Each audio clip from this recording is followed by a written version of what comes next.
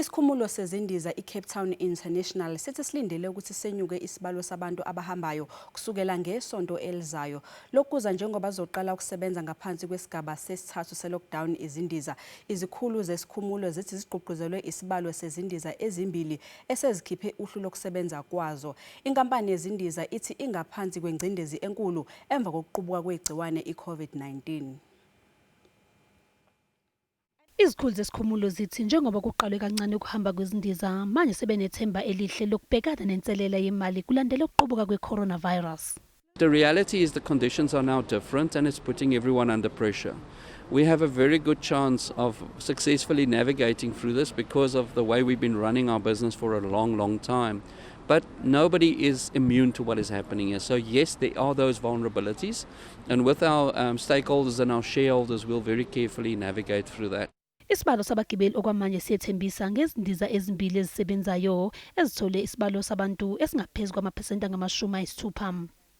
Ezinye izindiza okubalwa kuzo imango neFlysafair kulindele ukuthi ziqale ukusebenza ngesonto elizayo.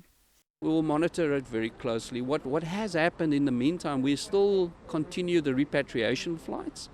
Since lockdown, we've probably moved some 7,000 passengers out of Cape Town on international repatriations, and the team again has done so very successfully. Ukuvula kwezindiza kwemukelwe njengoba umnotho wakuleli uthwele kanzima.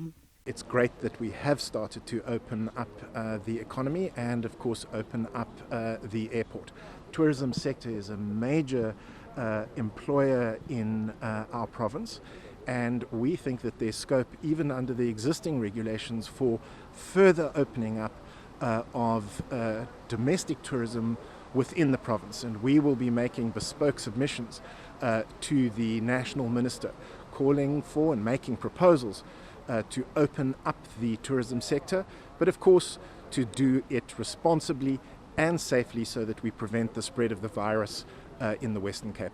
Isikhumulo sithi sizothobela imithetho yokunqanda ukubhebhetheka kwe-coronavirus ngokuqinisekisa inhlanzeko, ukuhlola abagibeli behlolela izinkomba zegciwane, ukusebenzisa izibulali magciwane, ukubeka izimpawu zokugqugquzela ukuqhelelana kanye nezindawo zokugcina abasolwa ukuthi bahaqekile esikhumulweni.